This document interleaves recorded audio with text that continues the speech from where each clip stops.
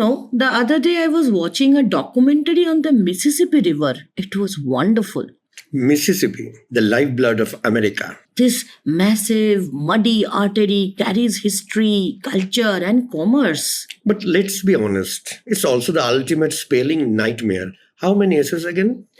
Too many. Yes, it's more than just a river. It's a symbol of freedom, resilience, and even contradiction. And no one captured its soul quite like one man, The steamboat pilot? who later turned writer. Well, he didn't just ride its currents. He turned them into stories that will shape how we see America. Hey listeners, any guesses? For this prankster of pen, Grab your raft because it's full steam ahead, and because we are about to meet Samuel Clemens, aka Mark Twain. welcome to NibblePop LitChat. Alright, ready? Like, totally. Great. I'm excited. His works and that writing style just grabs you. Twain was so much more than the creator of Tom and Huck. He was a humorist, a social critic, and a keen observer of American life in the 19th century. And such a colorful life. You are right there on the river or in a small town adventure. He wrote what he knew. Let's start at the beginning with his early life, because young Sam Clemens's boyhood in Missouri really set the stage for his fiction. He was born in 1835 in rural Missouri, and when he was 4, his family moved to the river town of Hannibal. A place that would forever echo in his writing. In fact, Hannibal made Mark Twain, and in turn, Twain made Hannibal famous. Yes, few writers have been as intertwined with their hometown as Twain. In fact, he later fictionalized Hannibal as St. Petersburg in his novels. The carefree summer days he spent exploring caves, fishing, pulling pranks with friends, all found new life in his stories. Remember the cave Tom Sawyer and Becky Thatcher get lost in? That was based on a real cave young Sam explored with his pals outside Hannibal. And Becky Thatcher herself was inspired by Twain's childhood crush, Laura Hawkins, who lived just down the street from him. Twain even admitted that Tom Sawyer was a bit of a portrait of himself as a boy, full of mischief, combined with traits of his friends John Briggs and Will Bowen.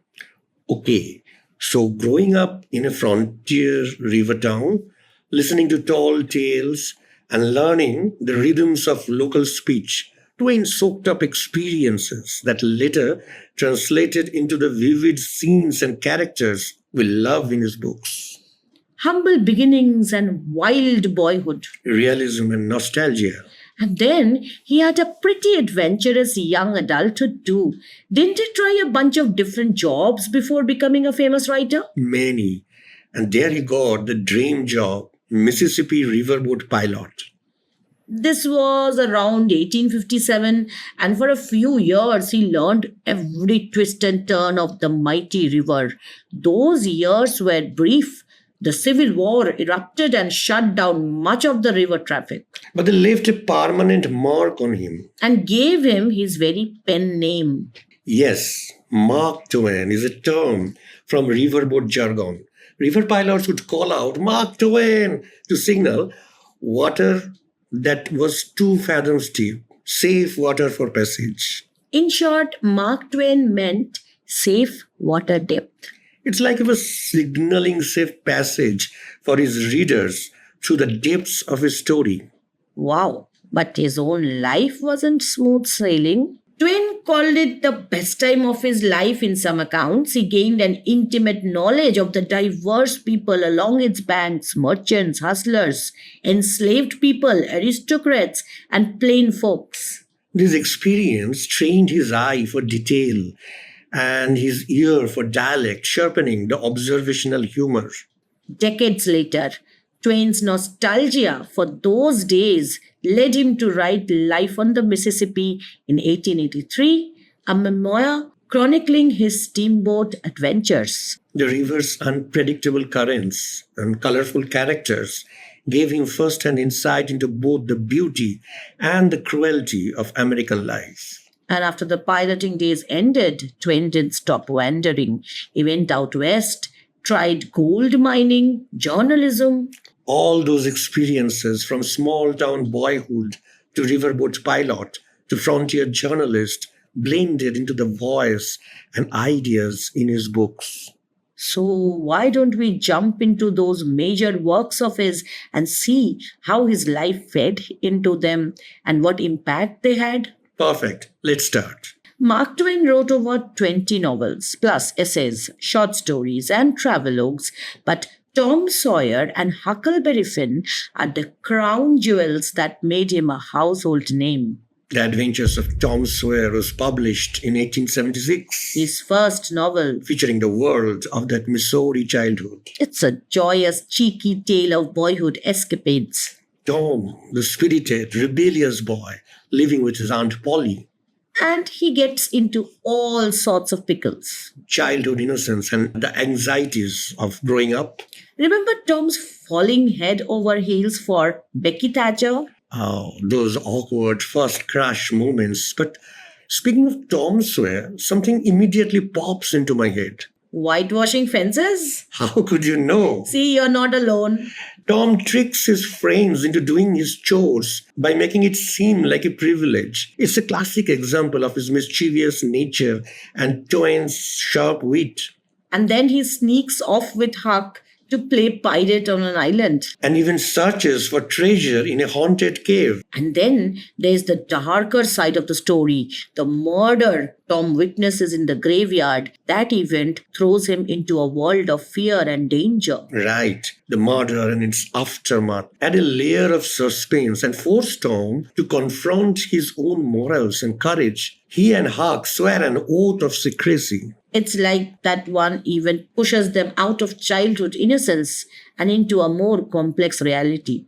But even with the darkness, there is still so much adventure and humor. Getting lost in the cave with Becky, encountering Injun Joe in the depths. Intense.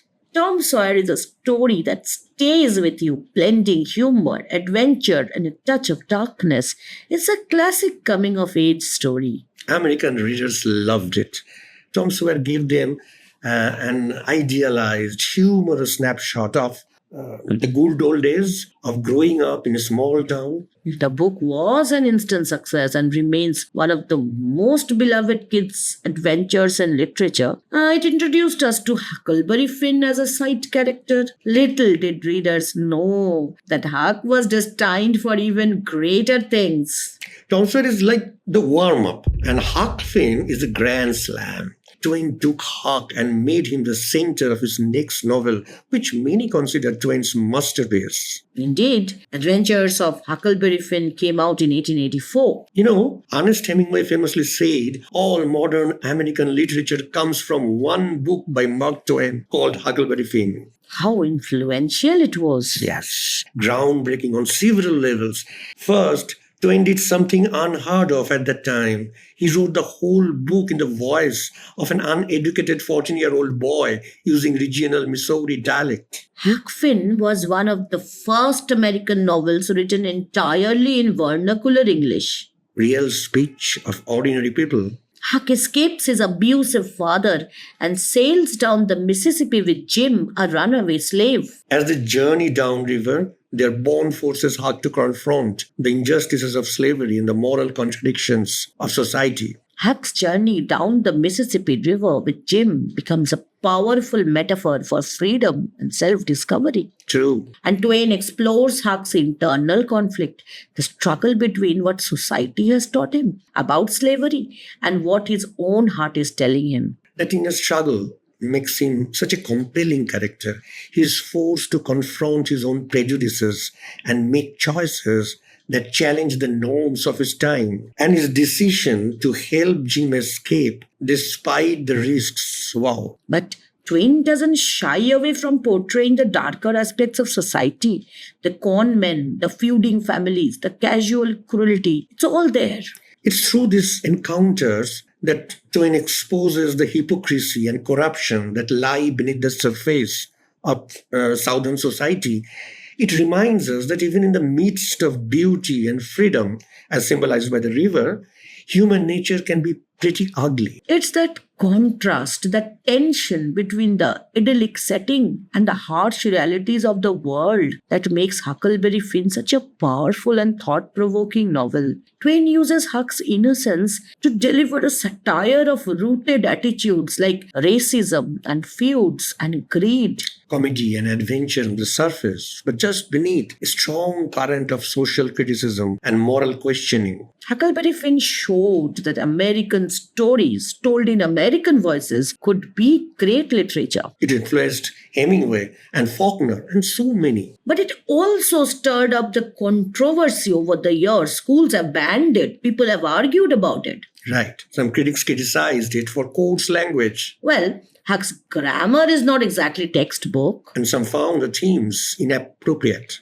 The biggest issue is the book's frank treatment of race. Twain wrote Huck Finn in the 1880s, set in the 1840s, and he didn't sugarcoat how people talked or what they believed back then. The novel is full of racial slurs. The N word appears over 200 times. Yeah, and it portrays the racist attitudes prevalent in that era. So it has become one of the most frequently banned books in America. Many readers, especially in the modern day, have felt uncomfortable or offended by the language and depictions. Some considered the book itself racist. On the other hand, others argue Twain was actually anti-racist and was using the ugliness of that language and the setting to criticize racism. It is a complex debate. Twain's portrayal of Jim is very sympathetic for its time. Jim is arguably the most noble character in the book, and Huck's great moral crisis in the story is whether to turn Jim in or help him to freedom. In one famous scene, Huck decides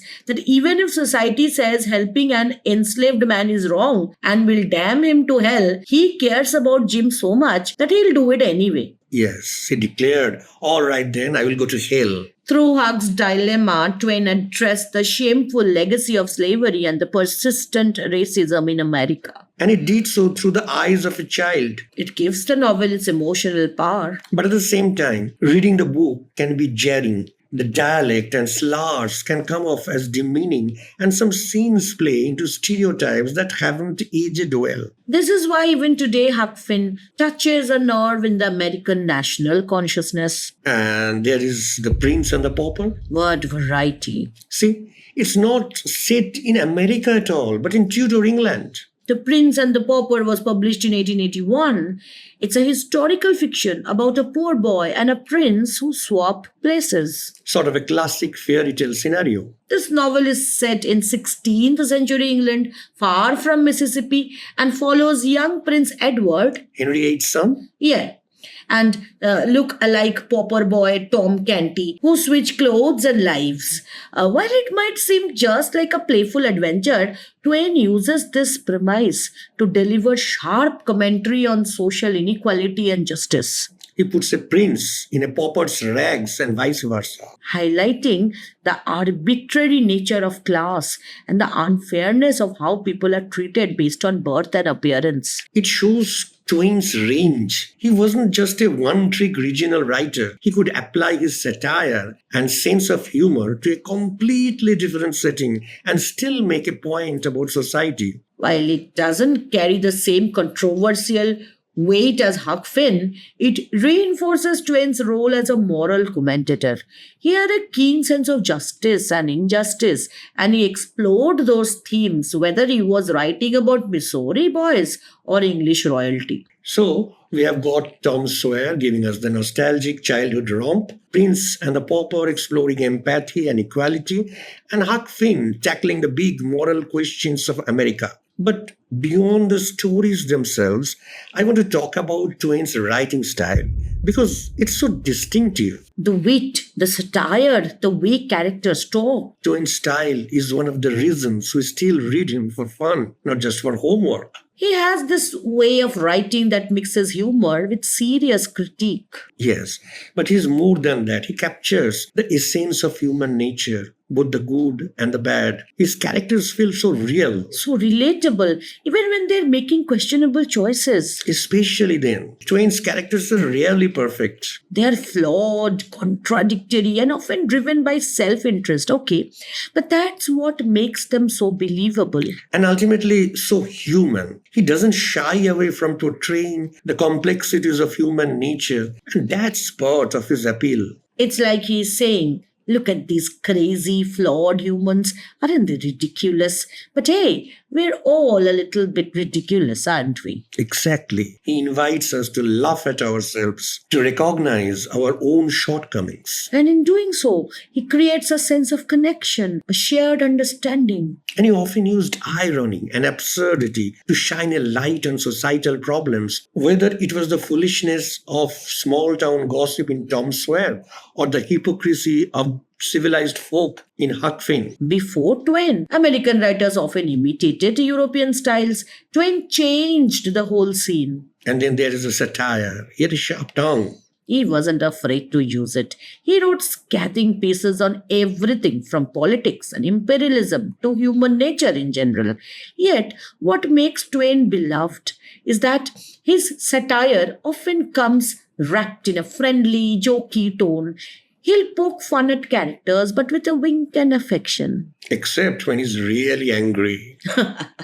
William Faulkner called Twain the father of American literature. And honestly, some of his one-liners and quotes are still some of the funniest and wisest around. I see Twain quotes pop up on social media all the time. You're right, Twain is endlessly quotable. Like, if you don't read the newspaper, you are uninformed. If you do, you are misinformed. How relevant his social commentary remains. Here we are in the 21st century, and we are still debating racism, still trying to educate new generations about the evils of slavery and prejudice. Then consider economic inequality and class in The Prince and the Pauper. Today we talk about social mobility and inequality in our own society. Twain also lived in the original Gilded Age, an era of extreme wealth for a few and hardship for many. And he actually coined the term Gilded Age. If that sounds familiar, it is because people often call our present era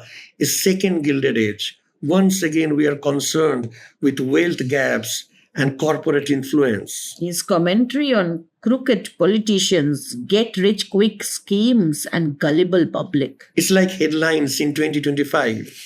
His essay, The War Prayer, which was against blind patriotism and war fever, wasn't published until long after his death because it was so controversial. Yet, its message about questioning jingoism is timeless and still relevant whenever war drums beat. And let's not forget Twain's stance on human nature. He had a somewhat pessimistic view of how foolish we can be. He joked that man is the only animal that blushes or needs to.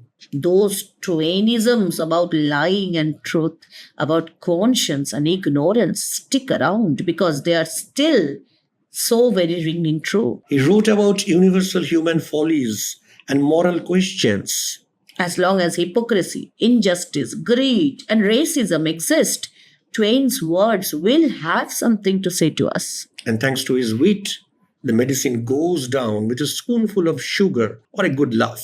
Like safe water depth. Yes, the name says it all. Mark Twain. Twain has that rare distinction of being a literary giant and a popular favorite. He uses innocence and naive perspective to highlight the absurdity and cruelty of the world around him. And shows that individual empathy can triumph over societal indoctrination. All coming from those who are still figuring things out. Right. This makes it more impactful. No one is a moral authority. No, they're just trying to make sense of a world that is full of contradictions. Hardships faced by the common people, burdens of leadership. Okay, to wrap up, let's reflect for a moment. Mark Twain's early life on the Mississippi gave American literature two of its most cherished characters in Tom and Huck. His adventures as a riverboat pilot and beyond gave him a unique voice that wove humor with wisdom, and his novels, whether set in Missouri or medieval England, have left a lasting mark on our culture. He used laughter as a tool to lay bare the injustices and absurdities of society. And in doing so, he changed the course of literature. If American writing has a distinctive twang and truthfulness, we largely have Twain to thank for that. And over 100 years later, we are still cackling at his punchlines. That's quite a legacy. It really is. I have to say, this conversation makes me want to pull out my old copy of Huck Finn and read it again. And maybe I'll finally read Life on the Mississippi to hear more about those steamboat days. Twain has something for everyone: travel writing, essays, and of course, classic novels. Remember what Twain said? Classic, a book which people praise and don't read. Well, Twain's classics are ones you will want to read because they're just that fun and insightful. He reminds us to think critically, to question authority, and to never stop fighting for what we believe in. True. Hey, listeners, do you fight for what you believe in? And do you know how many aces are there in Mississippi? Oh no, not again. What? I was just asking.